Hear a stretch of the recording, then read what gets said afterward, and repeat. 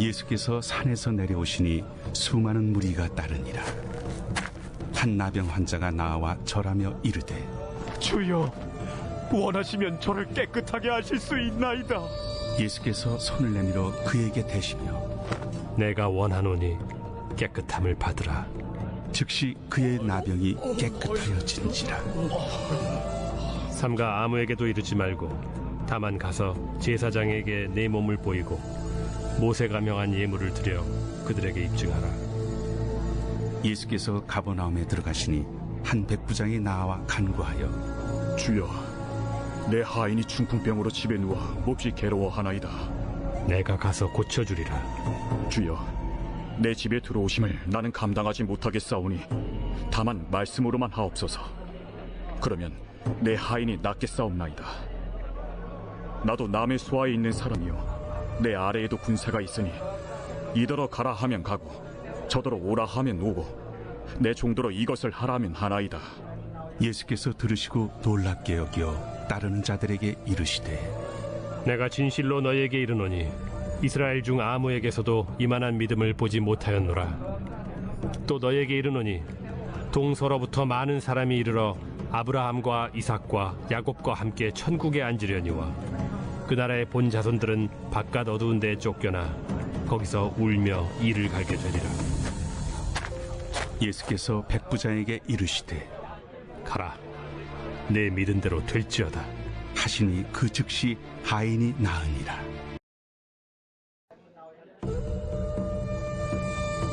예수께서 산에서 내려오시니 수많은 무리가 따르니라. 한 나병 환자가 나와 절하며 이르되, 주여, 원하시면 저를 깨끗하게 하실 수 있나이다. 예수께서 손을 내밀어 그에게 대시며, 내가 원하노니 깨끗함을 받으라. 즉시 그의 나병이 깨끗하여진지라. 삼가 아무에게도 이르지 말고 다만 가서 제사장에게 내 몸을 보이고 모세가 명한 예물을 드려 그들에게 입증하라. 예수께서 가버나움에 들어가시니 한 백부장이 나와 간구하여, 주여, 내 하인이 중풍병으로 집에 누워 몹시 괴로워하나이다. 내가 가서 고쳐주리라. 주여, 내 집에 들어오심을 나는 감당하지 못하겠사오니 다만 말씀으로만 하옵소서. 그러면 내 하인이 낫겠사옵나이다. 나도 남의 수하에 있는 사람이요, 내 아래에도 군사가 있으니 이더러 가라 하면 가고 저더러 오라 하면 오고 내 종도로 이것을 하라 하면 하나이다. 예수께서 들으시고 놀랍게 여겨 따르는 자들에게 이르시되, 내가 진실로 너희에게 이르노니 이스라엘 중 아무에게서도 이만한 믿음을 보지 못하였노라. 또 너희에게 이르노니 동서로부터 많은 사람이 이르러 아브라함과 이삭과 야곱과 함께 천국에 앉으려니와 그 나라의 본 자손들은 바깥 어두운 데에 쫓겨나 거기서 울며 이를 갈게 되리라. 예수께서 백부장에게 이르시되, 가라, 내 믿은 대로 될지어다 하시니 그 즉시 하인이 나으니라. 사랑하고 축복합니다. 하나님께서 주시는 귀한 날들, 우리 화평가족들 잘 지내고 계시죠? 어느덧 벌써 1월이 거의 다 갔습니다. 오늘 1월 29일 말씀을 함께 나누게 하신 하나님께 감사하면서 오늘 마태복음 8장 1절에서 13절 말씀을 통해서 율법을 넘는 놀라운 사랑, 말씀을 따른 놀라운 믿음이라고 하는 제목의 말씀을 함께 나누겠습니다. 나병 환자가 고침을 받는 일, 놀라운 백부장의 믿음으로 인해서 예수님께서 하인을 고쳐주시는 사건이 오늘 나타나고 있죠. 오늘 본문의 말씀을 상세히 보면서 우리가 말씀을 통해서 우리의 삶에 접촉되는 그런 부분들, 우리가 적용해야 되는 것들이 어떤 것인지를 생각하면서 하나님께서 주시는 귀한 말씀으로 오늘 하루도 승리하시는 우리 화평가족들 되시기를 바랍니다. 첫 번째 본문에서입니다. 나병 환자를 깨끗하게 하심. 예수님의 사랑은 율법의 규정을 뛰어넘습니다. 당시 나병 환자는 부정한 자로 간주되어 사람들과 격리되었습니다. 수많은 무리가 예수님을 따를 때 한 나병 환자가 예수님께 나와 고쳐주시길 간구했습니다. 사람들은 율법이 부정하다고 규정한 나병 환자를 비난하며 멀리했을 것입니다. 하지만 예수님은 그에게 손을 대시며 그를 고치셨습니다. 율법 조항보다 나병 환자가 당하는 고통에 주목하신 것입니다. 예수님 손길은 부정함으로 인해 사람과 하나님께 나아갈 수 없었던 그에게 하나님 나라의 회복을 경험하게 한 은혜의 손길이었습니다. 간절함으로 나아가는 자에게 주님은 지금도 긍휼과 은혜의 손길로, 능력의 손길로 응답하십니다. 오늘 본문 1절의 말씀에 보시면 산에서 내려오셨다라고 그렇게 말씀합니다. 5장부터 시작되는 산상수훈의 이야기가 7장으로 마무리 지어지게 되고 8장부터는 이제 구체적인 사역이 시작되게 되는 것이죠.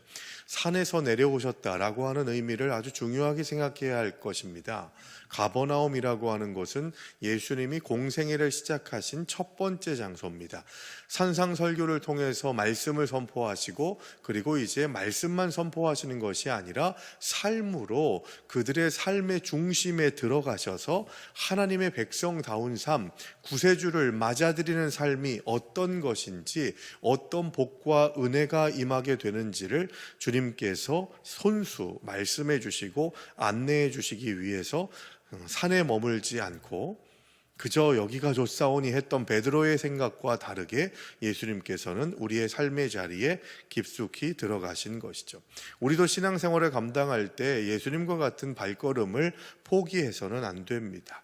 그냥 좋은 것만 누리려고 하고 내가 원하는 자리에서 즐겁고 편안하게만 있으려 하는 것이 아니라 우리는 산에서 내려와서 가버나움으로 가는 예수님의 그 발걸음을 따라서 우리도 또한 말씀을 들은 자답게 말씀을 실천하는 자, 행하는 자, 누리는 자가 될 수 있어야 하는 것이죠. 오늘 본문에서 보시면 문둥병자가 예수님께 고침을 받기 위해 예수님 앞에 섭니다. 이것은 목숨을 걸고 하는 일과도 같습니다. 문둥병자가 일반 사람들을 만난다. 그냥 어린아이들도 문둥병자가 지나가거나 하면 돌을 던져가지고 쫓아내거나 조롱하거나 하는 일들이 비일비재했던 그때 당시에 사회적인, 종교적인 상황이었다는 것을 우리가 잘 알고 있는데 예수님 앞에 떡하니 나타나는 문둥병자의 이 생각은 그저 될까 말까? 해보지 뭐 이런 식의 생각이 아니라 목숨을 걸고 주님 앞에 나아온 것이었던 것이죠. 그러므로 이 문둥병자는 저주받은 병을 앓는 사람이다라고 하는 그런 생각이 구약시대에서부터 있었기 때문에 자기 집에 들어갈 수도 없고 마을 안에서도 살 수 없는 광야나 동굴이나 그런 외곽에서 들어가지도 못하는 상황에서 홀로 외로이 문둥병자들만 모여서 살거나 하는 그런 일들을 감내해야 했던 정말로 저주받은 외로운 삶을 살아가는 사람들이었습니다. 거기다가 그 사람들을 만진다? 이것은 구약에서는 도저히 용납할 수 없는 부정한 그런 모습으로 나를 더럽히는 그런 대표적인 일이었기에 예수님의 오늘의 행동은 대단한 파격적인 일이었다는 겁니다. 우리가 오늘 본문의 말씀과 오버랩해서 생각할 수 있어야 하는 부분이 있습니다. 바로 12년 동안 혈루병을 앓았던 여인의 이야기입니다. 혈루병도 마찬가지로 문둥병처럼 취급이 돼서 피부병이나 그런 여러 가지 유출병들, 이 혈루병을 앓는 여인이 바로 그 부분에 해당하는데요. 부정한 병을 앓고 있기 때문에 그 여인 또한 사람들과 편안하게 교제하거나 할 수 있는 그런 일들이 허락되지 않았던 때였습니다. 그런데 그 여인은 어땠습니까? 군중들을 비집고 지나가면서 예수님의 옷자락을 만졌습니다. 율법적으로 보게 되면 이 여인은 정말 큰 죄를 저지르는 겁니다. 이 사건을 통해서 우리가 생각해야 될 것, 인간은 더러운 죄를 전가할 수밖에 없는 연약하고 죄된 존재지만 예수님께서는 그가 만지심으로 인해서 누군가가 그를 만지더라도 더럽고 추한 것들이 전가되는 것이 아니라 예수님께서는 거룩함을 전달해주는 완전하신 하나님이시라는 것을 우리가 생각할 수 있어야 하는 것이죠. 그래서 문둥병자를 만지셔서 낫게 해주시는 이 사건을 통해서 문둥병이 예수님을 더럽히는 것이 아니라 예수님의 그 완전하심과 깨끗하심이 문둥병자를 깨끗하고 치유되게 하시는 일들을 예수님만이 하셨다라고 하는 그런 고백이 우리에게 있어야 하는 것입니다. 예수님이 만지시면 변화됩니다. 예수님이 만지시면 회복이 됩니다. 이 은혜가 우리들에게도 있다는 것을 기억해야 하는 것이죠. 오늘 우리는 주님께서 나를 만지시는 은혜를 경험해야 할 줄로 믿습니다. 그리고 주님께 나아가는 발걸음, 혈루병 앓는 그 여인처럼 주의 옷자락을 만지고 주님의 옷자락을 만지는 믿음으로 인해서 예수 그리스도께서 나를 구원해 주시고 나를 새롭게 하시고 나를 치유해 주시는 은혜가 오늘의 삶을 통해서도 나타날 수 있어야 하는 것이죠. 그러려면 어떻게 해야 됩니까? 바로 내가 주님을 어떻게 고백하느냐가 중요한 것입니다. 마태복음에서 제일 먼저 예수님을 주여라고 고백한 사람이 누구냐 하면 오늘 본문에 나오는 문둥병자입니다. 2절에 보시면은 주여라고 그렇게 예수님을 부르죠. 6절의 말씀에 보시면 백부장, 이방인이거든요. 뒤에 보시겠습니다만 이방인 백부장도 마찬가지로 예수님을 주여라고 그렇게 고백합니다. 여러분, 주여라고 하는 고백은 어떤 고백입니까? 나의 주인님이라고 하는 고백인데 이건 신앙적인 표현이었습니다. 대단히 신앙적인 표현이죠. 나의 주여, 나의 하나님, 나의 주인이시여 라고 하는 그런 고백입니다. 문둥병자도 백부장도 그 고백이 가능했기 때문에 전능하신 하나님의 능력을 누릴 수가 있게 됐던 것이죠. 나는 지금 예수를 누구라고 고백합니까? 우리 지금 이 영상을 보시는 모든 분들은 다 예수를 믿는 자다, 나는 예수를 믿는다 라고 그렇게 스스로 고백할 것입니다. 그런 고백 말고 진짜 내 마음이, 내 삶이 예수를 누구라 고백하느냐. 혹시 내가 주님께서 주시는 은혜를 누리지 못하고 주님의 치유의 손길을 경험하지 못하는 이유가 매일매일 삶 속에서 하나님이 나를 만져주시고 주장하시고 인도하지 않으시는 이유가 혹시 내가 주님이라고 하는 그 이름을 잘못 부르고 있기 때문은 아닌가? 말로만 주여라고만 하고 있지는 않은가? 삶 속에서 진정으로 예수를 그리스도로 고백하고 있는가? 이 고백이 우리 스스로에게 질문으로 던져져야 한다는 것입니다. 두 번째 본문 해설 함께 보도록 하겠습니다. 내 믿은 대로 될지어다. 가버나움의 백부장은 예수님을 감동시킨 믿음의 사람이었습니다. 그에게는 중풍으로 고생하는 하인이 있었습니다. 백부장은 로마 군대의 지휘관으로 보통 주인이라면 하인의 고통을 대수롭지 않게 여겼을 것입니다. 하지만 그는 자애로워서 예수님께 하인의 병을 고쳐달라고 간구했습니다. 그러자 예수님은 내가 가서 고쳐주리라 라고 대답하십니다.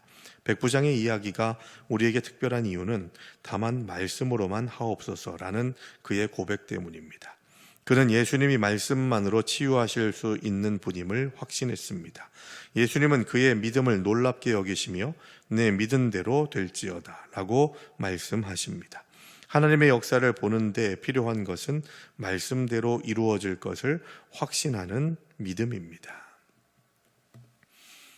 백부장도 그렇고 문둥병자도 그렇고 예수를 주로 고백했다는 것은 그분이 하나님이시라는 것을, 구원자시라는 것을 분명하게 알고 있었기 때문이었을 것입니다. 그래서 그 그리스도께서 하시는, 예수님이 하시는 일들에 대한 신뢰가 있었던 것이죠. 혹시 그럴 수 있을까? 될까 말까? 이런 식의 생각이 아니라 분명히 될 것을 믿었기 때문에 문둥병자도 주여 원하시면 나를 낫게 하실 수 있나이다 라고 고백했고, 백부장도 마찬가지로 내 하인이 중풍에 걸렸는데 그가 낫게 되기를 원합니다 라고 하는 말도 대단히 위대한 것이거든요. 이때 당시에 주인이 종을 대하는 태도는 그냥 물건으로 취급해도 되는 그런 아주 하찮은 존재였습니다. 그런데 그 종을 위해서 예수 앞에 나와서, 거기다가 이방인 백부장이라면 그때 당시에 그래도 고위직이거든요.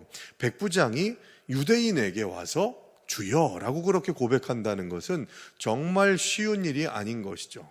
그리스도 되신 예수님 앞에 나와서 간구한다는 첫 번째 간구가 내 종을 살려주십시오 라고 하는 그 고백도 대단히 위대한 것이거든요. 그런데 그 다음이 더 위대하다고 본문에서 이야기하지 않습니까? 내가 가서 고쳐주리라 라고 하는 예수님의 메시지에 백부장이 뭐라고 고백합니까? 가실 것 없이 여기에서 말씀만 하셔도 그 일이 이루어질 것을 믿나이다. 예수에 대한 놀라운 신앙 고백입니다. 예수님이 십자가를 지셨다가 다시 사흘 만에 부활하셔가지고 부활의 몸으로 나타나시고 부활의 능력으로 여러 가지 일들을 이루시고 하는 그런 일들이 일어나게 됐다면 이런 이야기를 하는 것도 그럴만하다 할 수 있겠지만, 예수님께서 하신 일이라고는 광야에서 40일 동안 금식하시면서 마귀에게 시험당하신 일, 그리고 5장부터 있는 산상수훈의 이야기를 통해서 말씀을 선포하고 산에서 내려온 것뿐입니다. 거기다가 조금 전에 문둥병자를 고치신 사건 정도밖에는 없는데도 불구하고 백부장은 예수를 그리스도로 진실되게 고백하고 말씀만 하셔도 그 일이 이루어질 줄 믿습니다 라고 하는 위대한 고백을 하고 있다는 것을 기억해야 하는 것이죠. 우리는 어떻습니까? 우리는 그런 믿음이 있습니까? 예수님을 놀랍게 해드릴 수 있는 믿음이 우리들의 삶의 결정의 순간들, 매 순간순간마다 그렇게 예수님께 믿음으로 반응하고 있냐는 것이죠. 그리고 한 가지 더 생각해야 됩니다.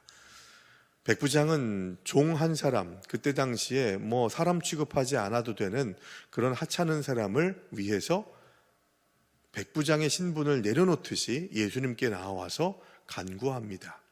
하찮게 여겨도 된다고 생각하는 종에게도 그런 사랑을 베풀었는데, 우리는 소중한 사람들에게도 어떤 대우를, 어떤 사랑을, 어떤 마음을 전달하고 있느냐, 우리 이거 생각해 볼 수 있어야 하겠습니다. 종도 사랑하는 이 백부장의 마음, 정말 소중하다고 여겨야 하는 내 남편을, 내 아내를, 내 자녀를, 나의 믿음의 형제 자매들을 함부로 대하거나 업신여기려 하거나 함부로 평가하려고 하는 생각들을 갖고 있는 나의 모습을 주님 앞에 회개하는 마음으로 백부장의 그 고백, 그 모든 것을 뛰어넘는 사랑으로 치유하는 그 놀라운 도구로 쓰임 받았던 백부장의 고백이, 그 삶이 우리가 닮아가야 될 삶이어야 한다는 것을 우리가 기억할 수 있게 되기를 바랍니다. 묵상 에세이 함께 보겠습니다. 제자에게 필요한 믿음. 카일 아이들먼은 펜인가 제자인가라는 그의 저서에서 이런 말을 했습니다. 펜은 희생 없이 즐기기만 원한다. 그렇다고 예수님과의 관계를 원하지 않는 건 아니다. 단지 모험까지 할 생각은 없을 뿐이다. 펜은 예수님께 이런 맹세를 남발한다. 상황이 좋고 당신이 계약 조건을 잘 지키는 한 당신을 쫓겠습니다. 제게 너무 많은 것을 요구하시지 않는 한 당신을 따르겠습니다. 펜은 혹시 자신에게 피해가 올까 두려워서 예수님을 전심으로 따르지 못한다. 예수님과의 관계를 위해 자신의 돈과 시간, 에너지를 전부 쏟을 생각까지는 없다. 혹시 예수님의 펜에 머물러 있지는 않습니까? 예수님께 쓰임 받기를 원한다면 호수를 건너가자는 예수님을 따라 배에 올라야 합니다. 광풍도 예상해야 합니다. 배가 흔들리는데 주님은 깊이 잠드신 것 같아 두려움에 휩싸일 수도 있습니다. 그러나 그 순간에도 예수님이 여정의 인도자라는 사실과 어떤 어려움에도 우리를 목적지까지 인도하시리라는 사실을 믿어야 합니다. 하나님의 위대한 역사에 쓰임받는 사람은 웬만한 광풍에는 끄떡도 하지 않는 믿음을 가진 이입니다. 우리를 그 믿음으로 이끌어 가시기 위해 예수님은 사랑하는 제자들의 인생에, 우리의 인생에 어려움의 밤을 허락하십니다. 펜인가 제자인가 생각하게 하는 묵상의 포인트가 참 깊고 넓습니다. 우리들을 돌아보면 내 스스로의 삶을 돌아보게 되면 펜일 때가 참 많지 않았습니까? 나의 필요에 따라서 내가 원하는 만큼만 따르겠다고 하는 생각, 이것이 바로 펜 이상도 이하도 아닌 제자가 되지 못하고 사도의 자리까지 나아가지 못하게 하는 걸림돌인 것이죠. 문둥병자의 이야기를 다시 한번 생각해 보길 바랍니다. 문둥병자가 고백하죠. 주님께서 원하시거든, 주여 원하시거든 나를 깨끗게 하실 수 있나이다. 이 고백은 참 깊은 고백입니다. 문둥병, 도저히 감당하기 어려운 위중한 병이죠. 죽기도 합니다. 꼭 살려주셔야 합니다 라고 해도 시원치 않을 판에 주님께서 원하신다면 낫게 하실 수 있나이다 라고 하는 그 고백은 전적으로 예수님께 주도권을 내어드린 신앙 고백적 표현입니다. 우리는 어떻습니까? 왜 펜이 되고 있죠? 팬이 되는 이유에 대해서 묵상 에세이가 이야기하는 건 뭡니까? 자기중심적인 생각, 내 중심적인 생각을 하게 되면서도 예수님을 따르겠다고 하는 자들이 팬이라는 것입니다. 제자가 되려면 예수님 중심이 돼야 되는 것이죠. 주님께서 원하시거든. 이것이 포인트입니다. 이것이 바로 제자된 자들, 제자들에게 필요한 믿음의 출발점이라는 것이죠. 주님께서 원하시는가? 주님께서 기뻐하시는가? 주님이 뜻하신 것인가? 이것이 바로 우리가 분명하게 인식하고 생각해야 될 아주 소중하고 귀한 일들, 그런 하나님의 백성으로서 매일매일의 삶을 기쁨으로 살아갈 수 있는 동력이 된다는 것을 우리가 기억하면서 오늘 하루도 율법을 뛰어넘는 신앙 고백 속에, 열정 속에 문둥병자가 예수님께 나오는 그 고백을 닮아가고, 또한 백부장의 그 사랑하는 마음, 종을 사랑하는 마음을 담아서 종도 그렇게 사랑하는데 내 사랑을 받아야 할 충분한 이유가 있는 나의 가족들이나 동역자들이나 이웃들에게 나는 백부장처럼 행동하고 있는가 점검하면서 오늘 하루도 주님의 제자답게, 주님의 자녀답게 살아가시는 은혜가 있게 되기를 간절히 바랍니다. 오늘의 기도로 큐티를 마치겠습니다. 제 상처와 아픔을 어루만져 깨끗하게 하시는 주님의 사랑이 얼마나 감격스러운지요. 전능하신 손을 내미시는 주님 앞에 나아가 즉시 기쁘게 온전히 순종하게 하소서. 말씀의 능력을 신실히 믿으며 주님이 칭찬하시는 하루와 평생을 가꾸게 하소서. 예수님의 이름으로 기도합니다. 아멘.